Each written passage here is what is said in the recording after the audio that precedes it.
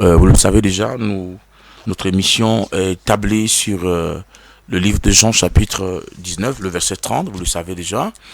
Cela a été un soir pas comme les autres soirs, où le Fils de l'homme, après avoir été torturé durant toute une nuit, durant tout instant, a été amené devant les tribunaux, et à la suite de ceci, il a été déclaré coupable d'avoir déclaré des paroles pour qui était tellement assez choquant pour ses ennemis. Jésus, Fils de Dieu, passait ces moments avec deux autres personnes coupables, dont l'une à sa gauche et l'une à sa droite, et soudainement, nous étions dans les environs de midi lorsque Jésus a été crucifié. Aux environs 13h, 14h, 15h, Jésus a eu soif et il a demandé qu'on lui donne à boire, mais on lui a présenté le vinaigre.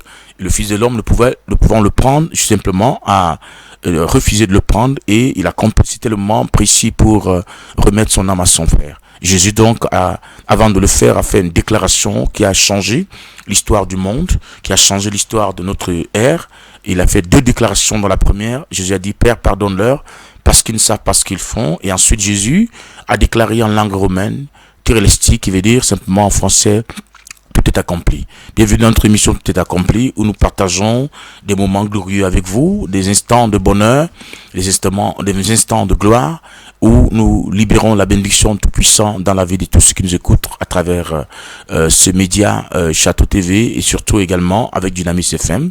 Nous allons prendre un certain instant pour pouvoir élever la prière devant le Seigneur, pour continuer avec cette émission. Prions le Seigneur. Seigneur, nous te bénissons et nous disons merci pour ces instants. Nous prions que ta grâce et ta faveur nous localisent pendant que nous partageons ces instants.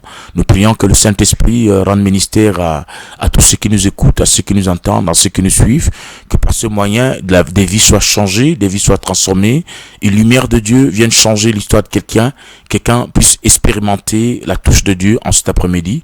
Que ton nom soit béni, Seigneur. Merci. Au nom souverain de Jésus-Christ, nous avons prié. Amen.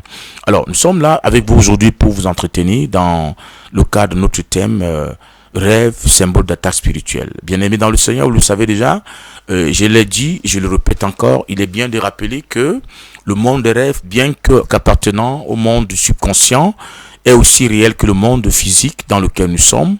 Alors c'est pourquoi, d'une manière exceptionnelle, nous devons tenir compte de chaque chose qui se passe dans le monde des rêves. Quand nous rêvons, nous sommes censés pouvoir prendre ce sérieux ce que nous voyons dans les rêves, parce que les rêves peuvent avoir plusieurs sens, ils peuvent avoir une connotation à caractère prophétique ou à caractère révélateur des événements qui se sont produits déjà ou qui se produisent dans notre vie à l'instant où nous parlons, ou alors justement qui vont se produire dans l'avenir. C'est pourquoi nous ne devons pas toujours prendre cela à la légère. Nous avons eu le temps de parler de ce que c'est que le rêve de manière littérale. Nous avons aussi également abordé le rêve selon l'approche biblique. D'après le livre de Genèse chapitre 28 versets 10 à 12, nous voyons que le rêve est une projection ou une représentation de l'âme, une traduction captivante des faits qui sont actuels ou futuristes, et qui ont lieu, qui peuvent avoir lieu au moment où nous parlons, ou alors qui vont se produire, et dans la plupart du temps, de moins, qui sont relayés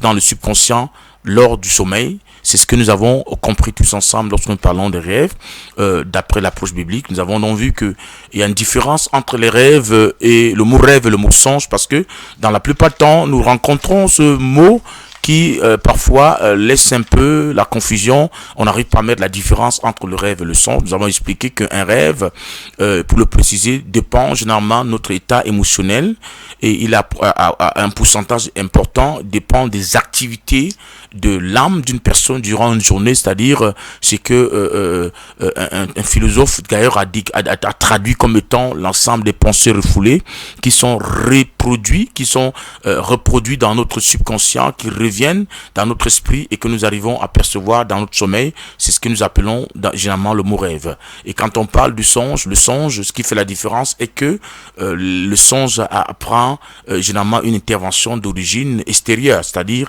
ça ne dépend pas des activités du quotidien, mais ce sont des événements qui arrivent, que nous ne commanditons pas, mais qui proviennent de l'au-delà, qui peuvent venir de Dieu comme du mal, c'est-à-dire pour nous annoncer des choses qui vont se produire. C'est là où nous faisons la différence entre le rêve et le songe.